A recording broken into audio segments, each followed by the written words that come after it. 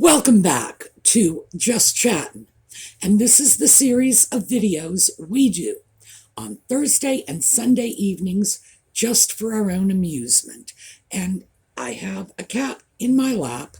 It's been raining out, and the rain is probably going to turn to snow. So the cat is in a strange mood. He likes me because he always comes to me for comfort when it's snowing, but he's angry with me because the guy who does my yard called me earlier today and said he felt he needed to come over and pick up some dead branches before the snow came, and I didn't let Audie go out and help. Audie loves to help because the yard guy plays with him, frankly. Just like, yeah, I'm going out, and he'll scratch me and pick me up. And no work gets done, but a cat's awfully happy. So, yeah, he's in a strange mood. All right, let's talk about what we are going to discuss today. And we are going to start with the very interesting news that the memoirs of a sock puppet have made it into the Guinness Book of World Records. And I'm going to share with you the three most unbelievable things, at least in my opinion, that the sock puppet tossed out in his book. So, when we come back.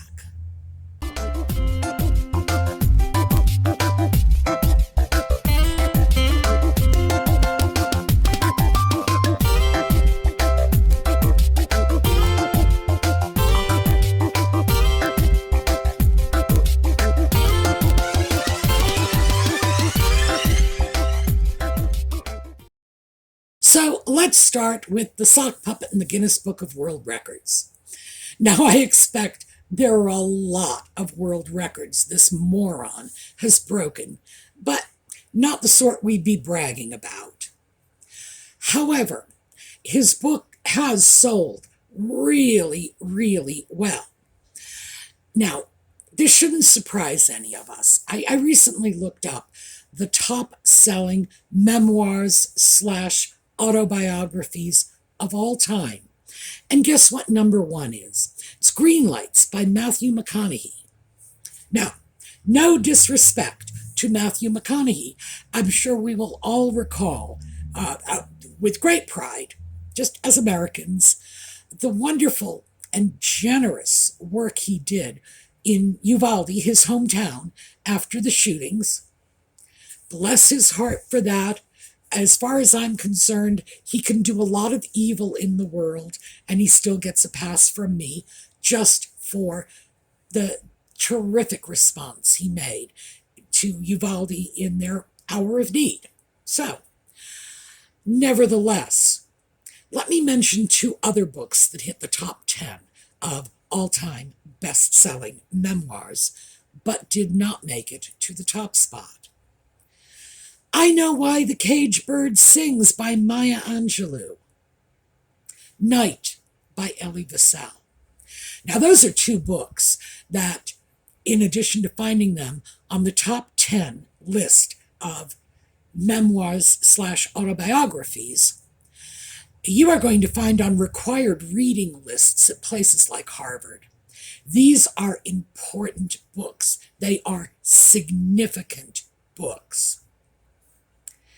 But they did not beat out a movie star's memoirs. Why? For the same reason that the Nitwit Sock Puppets book is like a runaway bestseller overnight. Because, well, I guess the bottom line is because Kim Kardashian hasn't written her autobiography yet. Trust me, when she does, that will shoot to number one and break whatever records anybody else has held up until this point. Why? Because we love celebrity trash talk books. And this book of Harry's was billed even before it was written as a book that was going to trash talk about the British royal family. He was going to spill the beans, spill the secrets, take all of the dirty linen and shake it out for everyone to see. So, yeah, this is not because It's great literature. Oh, not by a long shot. It's actually frightening. I had heard the ghostwriter was good. I'd never read anything he had written, but I had heard he was good. Turgid. Turgid comes to mind. Yes, his turgid and flowery prose. Oh, Lord. So I can only suppose Nutmeg chose him as the ghostwriter, given the fact that she aspires to that level of schlock herself. She doesn't make it. But in fact, this is not literature, not by any stretch of the imagination. This is a book that is never going to be on a required reading list. It is never going to be on a required reading list of Southern Nebraska downstate secondary junior college, assuming something like that. It's not even going to make it on, what was that, Biloxi School of Typewriter Repair. No, no. So I just found it very funny that everybody is making such a big deal out of the fact that it is selling so well. You know, Tina Fey's autobiography is on the top 10 list as well. And I don't think even Tina Fey would be so presumptuous as to suggest her book could compete with Maya Angelou or Elie Wiesel. So there you go. Now, off to the real point here. I was looking through my notes after having finished that dreadful book, and I was just trying to isolate the most outrageous claims the sock puppet had made. And let me give you some of the runners-up. He saw a leopard when he was in Africa. This is a good 7 or 8 years after Diana allegedly died. I say allegedly because the sock puppet did not believe she was dead. He believed she was still alive and in hiding. So he sees a leopard, and it's a sign from his mother. Okay? Now, it can't be his mother reaching from beyond the grave because he doesn't believe she's in the grave. This is just his mother sent him a leopard. You know, oh, look, a leopard, it's a sign from my not quite dead mother. Now, this is like unbelievable on so many levels. In fact, it's just, you look at that and you start to say, whoa, this is schizophrenic thinking, frankly. Yeah, that one is unbelievable, but we can at least relate to it by writing it off as a manifestation of some sort of mental illness.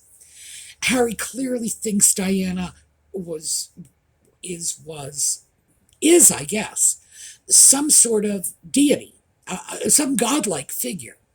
Now, I know people would occasionally refer to Diana as a goddess, lowercase g, in her lifetime. And what they meant to say was, you know, oh, look at her, you know, glittering in jewels and silver and gold brocade, and she's just lovely and sweeping into a room, and she looks like a goddess. Remember, they said the same thing about Elizabeth Taylor, about Sophia Loren. It's a term not quite so common these days, but a term that used to be tossed around to describe these beautiful, elegant women. I think Harry has taken it very seriously. He ascribes all kinds of mystical powers to his mother, and I'm not even sure at this point he really believes his mother is dead. I know for a long time, at least according to the book, he did not. But taking everything as a whole, I look at this and I wonder if he believes his mother was a goddess, that she could transcend death.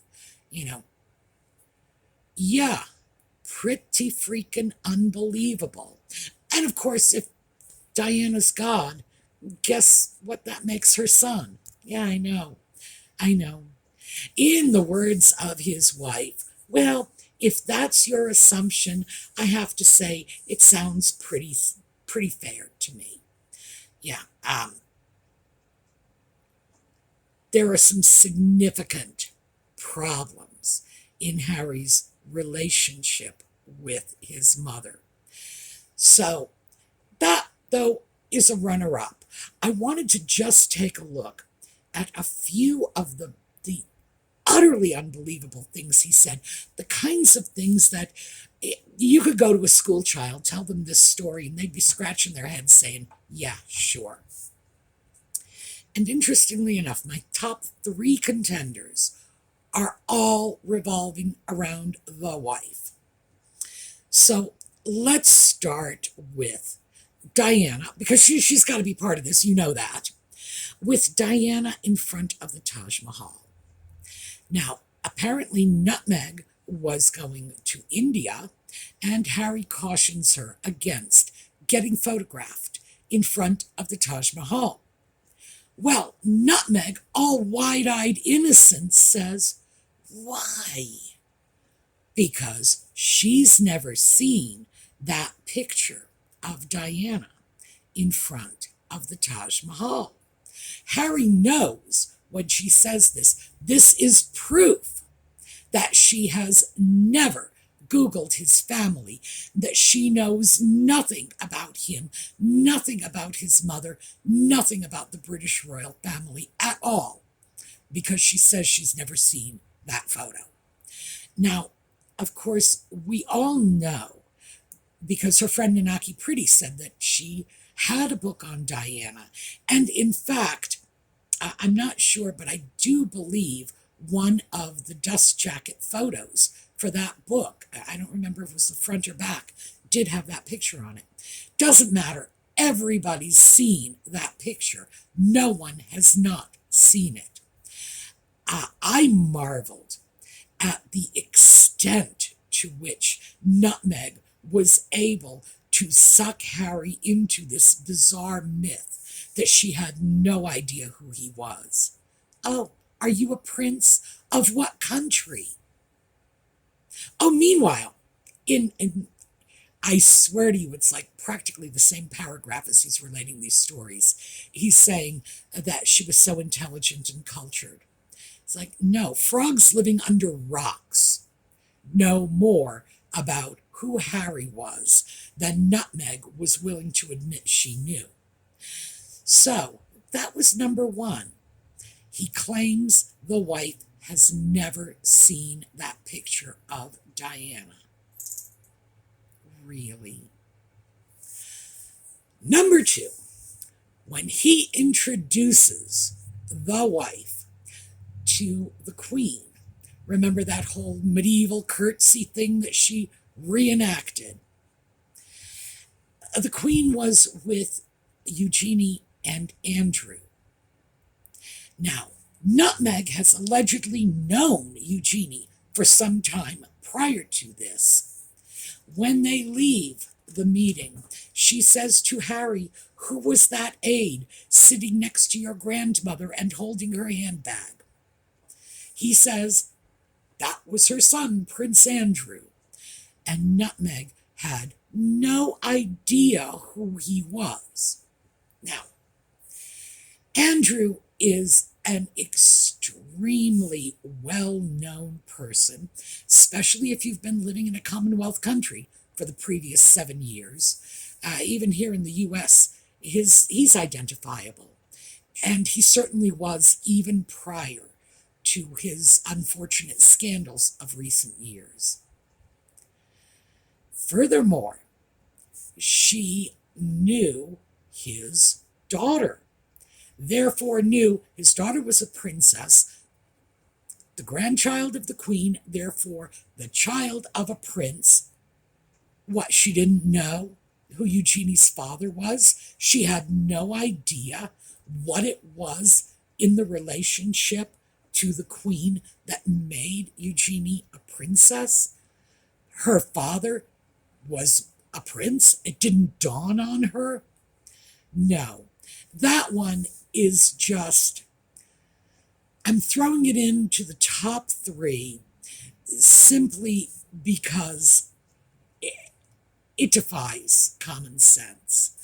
No, if she knew who the Queen was and she knew who Eugenie was, she would have known that generation in between that connected them. That is absurd.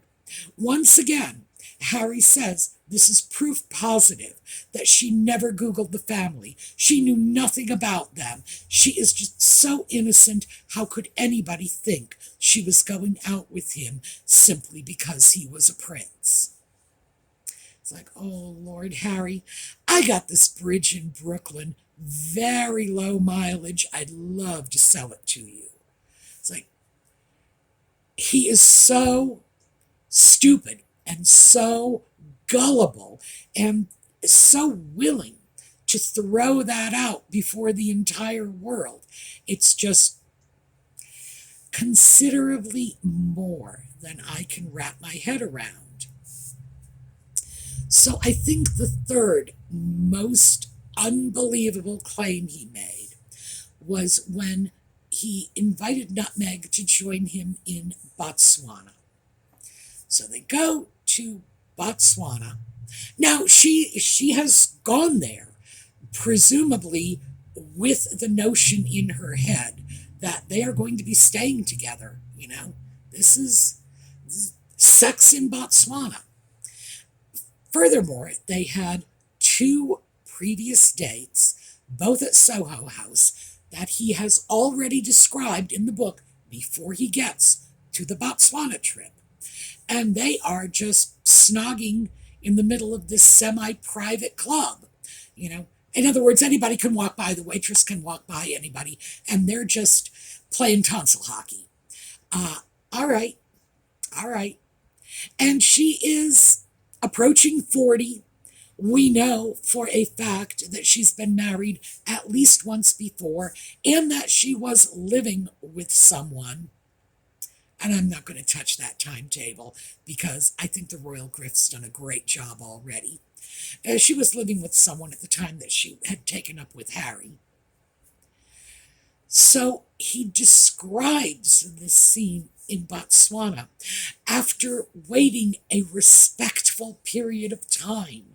He reaches out to hold her hand and then to get a kiss.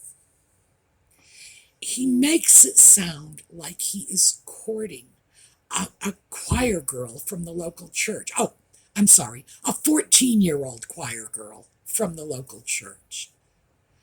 It is utterly ridiculous why he felt it would be worth his while to paint up this whole scene of, junior high school hand-holding romance on a trip when they were clearly very sexually involved, as was discussed in Finding Freedom, the book he and his wife both contributed to. Who is he kidding? It's just plain astounding. So I had to throw that there too, because it contradicts how he described their 2 previous dates, and it contradicts the facts that he was dating a woman who had clearly been around the block a time or two and had clearly indicated she was receptive to a lot more than just, juvenile hand-holding or a peck on the cheek. Wow. At that point, I was looking at it saying, he honestly believes people are going to buy this? Does he have so little respect for the intelligence of his readers? Now, of course, I would have to say that might not be far off the mark. I personally think I dropped several IQ points after having read that book. And yeah, I got to go off and do something seriously academic to make that up again. Because, yeah, it did kind of make me a little dumber than I was to begin with. Whoa. Those are the three I am going to put out as my top three unbelievable moments. One, never saw Diana in front of the Taj Mahal. Two, had no idea who Prince Andrew was, even though she allegedly had a relationship with his daughter that went back perhaps a year before this incident took place. Three, that Harry had to court her as if she were a shy little teenage virgin. Please. Just, no, like I say, I got a bridge somewhere I'll sell him if he actually believes any of this nonsense. So those are the ones I'm going to throw out as most unbelievable claims in the book. And I consider these even more unbelievable than, the my dead mother, who is not really dead but is in hiding, sent a leopard to me. That's just, yeah, that's unbelievable. But that moves into the realm of fairy tale and not how dumb are you really, Harry. Those three, yeah, Harry, how dumb are you really? All right, we have a couple of bits of channel business to discuss. We're approaching the end of the month, January. We are going to make some donations this month. Now, our viewers, because as I mentioned in December, I was going to open this up to let our viewers contribute if they wanted to the funds the channel is donating. We have enough money to make at least 3 channel donations of a significant amount. I think we've got $358. The channel puts in $100, and we have had $258 contributed by viewers. When I actually do the donations, I'll give you a list of that. This month, it was supposed to go to the Australia Zoo. I got a request that we look at some another charity that's doing good work in Australia. And Trevor Colt's channel has not been monetized yet. So given the fact that we will have much more than the $100 we were planning to donate, I'm going to throw this out to you folks. What do you say we simply take the funds, split them up 3 ways? Australia Zoo gets a third. This other animal charity in Australia, this is a Western Australia. I will look up the name and write it here for you. I just can't remember it off the top of my head. We split it between the Australia Zoo, the other wildlife rescue program, and then give a third over to PTSD resolutions. Because as you all know, for the time that Trevor's channel is not monetized, they are losing the revenue that he had provided for them. Now, we can't make up the kind of revenue he was earning on his channel, and from what I understand, 100% of it was going to charity. So, yeah, when they demonetized him, how did they hurt Trevor? They didn't. They hurt a bunch of veterans. Gee, I hope they feel good about themselves. So what do you say we do it that way? A third, a third, a third. So 2/3 will go to the Australia Zoo and the other wildlife rescue in Australia. 1/3 to PTSD resolutions, just to kind of help pick up a little bit of the slack.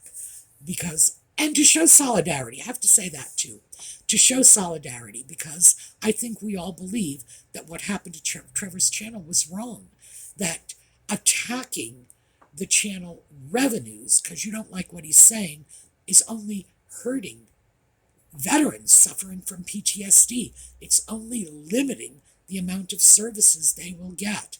So I don't mind showing a little solidarity. It's a cause I can get behind. Let me know in the comments, because we've got a week to wrap this up, make those donations, and then start again next month for a new charity. All right. Oh, and in the meantime, I've got some pictures to show you. I forgot to mention this because this is also channel charity. I just went off on my own, walked past a store before Christmas, and they had a poster up saying they were collecting toys for tots. So the channel bought $107 worth of toys for tots, just as a contribution for the holidays. This is aside from all of our regular channel contributions. It was just a little, Christmas remembrance, so to speak. So, figured I would throw that out because obviously you're entitled to know this. All right, so that is what I have for you this week. In the comments, let me know how you feel about splitting up the money for the charities this month. If this is something you don't favor doing, if you want all of the funds to go to wildlife rescue in Australia, we will do that. But as I say, many of you support Trevor's work with veterans. It's a good cause, and if we have a little extra money, why not share? All right, that's what I have for you today.